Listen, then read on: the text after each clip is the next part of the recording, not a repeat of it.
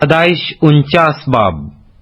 اور یعقوب نے اپنے بیٹوں کو یہ کہہ کر بلوایا کہ تم سب جمع ہو جاؤ تاکہ میں تم کو بتاؤں کہ آخری دنوں میں تم پر کیا کیا گزرے گا۔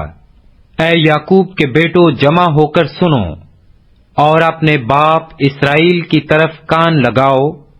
اے روبن، تو میرا پہلوٹا، میری قوت اور میری شہزوری کا پہلا پھل ہے۔ تو میرے روب کی اور میری طاقت کی شان ہے۔ تو پانی کی طرح بے ثبات ہے، اس لیے تجھے فضیلت نہیں ملے گی، کیونکہ تو اپنے باپ کے بستر پر چڑھا، تو نے اسے نجس کیا۔ روبن میرے بچھونے پر چڑھ گیا۔ شمعون اور لاوی تو بھائی بھائی ہیں، ان کی تلواریں ظلم کے ہتھیار ہیں۔ اے میری جان، ان کے مشورہ میں شریک نہ ہو۔ اے میری بزرگی، ان کی مجلس میں شامل نہ ہو، کیونکہ انہوں نے اپنے غضب میں ایک مرد کو قتل کیا، اور وہ اپنی کھدرائی سے بیلوں کی کونچیں کاٹیں۔ لعنت ان کے غضب پر، کیونکہ وہ تند تھا، اور ان کے قہر پر، کیونکہ وہ سخت تھا۔ میں انہیں یعقوب میں الگ الگ اور اسرائیل میں پراگندہ کر دوں گا۔ اے یہودا، تیرے بھائی تیری مدد کریں گے، تیرے بھائی تیری مدح کریں گے۔ تیرا ہاتھ تیرے دشمنوں کی گردن پر ہوگا، تیرے باپ کی اولاد تیرے آگے سرنگوں ہوگی۔ یہودا شیر ببر کا بچہ ہے۔ اے میرے بیٹے، تو شکار مار کر چل دیا ہے، وہ شیر ببر بلکہ شیرنی کی طرح دبک کر بیٹھ گیا، کون اسے چھیڑے؟ یہودا سے سلطنت نہیں چھوٹے گی، اور نہ اس کی نسل سے حکومت کا عصا موقوف ہوگا، جب تک شلوا نہ آئے۔ اور قومیں اس کی مطیع ہوں گی، وہ اپنا جوان گدھا انگور کے درخت سے اور اپنی گدھی کا بچہ اعلیٰ درجے کی انگور کے درخت سے باندھا کرے گا۔ وہ اپنا لباس مے میں اور اپنی پوشاک آب انگور میں دھویا کرے گا۔ اس کی آنکھیں مے کے سبب سے لال اور اس کے دانت دودھ کی وجہ سے سفید رہا کریں گے۔ زبلون سمندر کے کنارے بسے گا اور جہازوں کے لیے بندر کا کام دے گا، اور اس کی حد صدا تک پھیلی ہوگی۔ اشکار مضبوط گدھا ہے جو 2 بھیڑ سالوں کے درمیان بیٹھا ہے۔ اس نے ایک اچھی آرام گاہ اور خوشنما زمین کو دیکھ کر اپنا کندھا بوجھ اٹھانے کو جھکایا، اور بیگار میں غلام کی طرح کام کرنے لگا۔ دان اسرائیل کے قبیلوں میں سے ایک کی مانند اپنے لوگوں کا انصاف کرے گا۔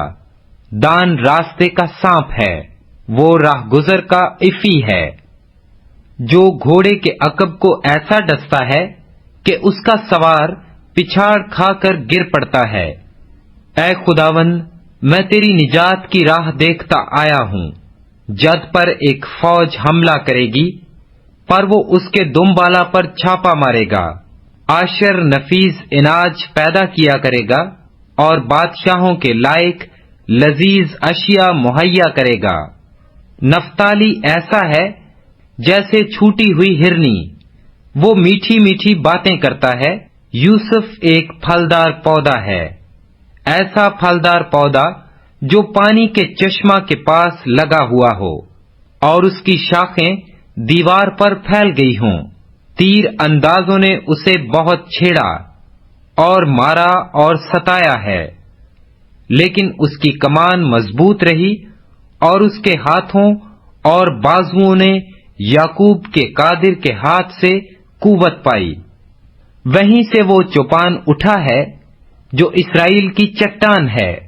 یہ تیرے باپ کے خدا کا کام ہے جو تیری مدد کرے گا، اسی قادر مطلق کا کام جو اوپر سے آسمان کی برکتیں اور نیچے سے گہرے سمندر کی برکتیں اور چھاتیوں اور رحموں کی برکتیں عطا کرے گا۔ تیرے باپ کی برکتیں میرے باپ دادا کی برکتوں سے کہیں زیادہ ہیں، اور قدیم پہاڑوں کی انتہا تک پہنچی ہیں۔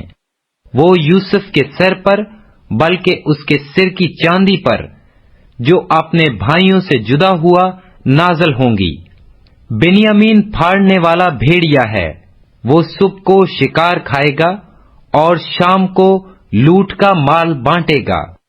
اسرائیل کے 12 قبیلے یہی ہیں، اور ان کے باپ نے جو جو باتیں کہہ کر ان کو برکت دی وہ بھی یہی ہیں۔ ہر ایک کو اس کی برکت کے موافق اس نے برکت دی۔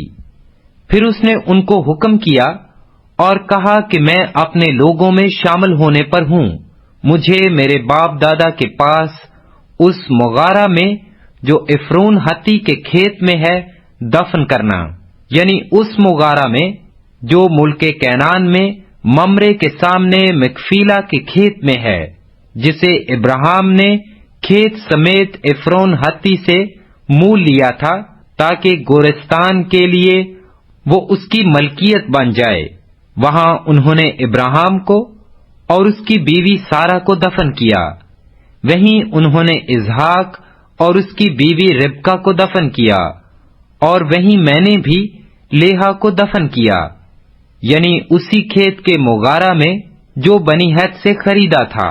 اور جب یعقوب اپنے بیٹوں کو وصیت کر چکا تو اس نے اپنے پاؤں بچھونے پر سمیٹ لیے اور دم چھوڑ دیا اور اپنے لوگوں میں جا ملا۔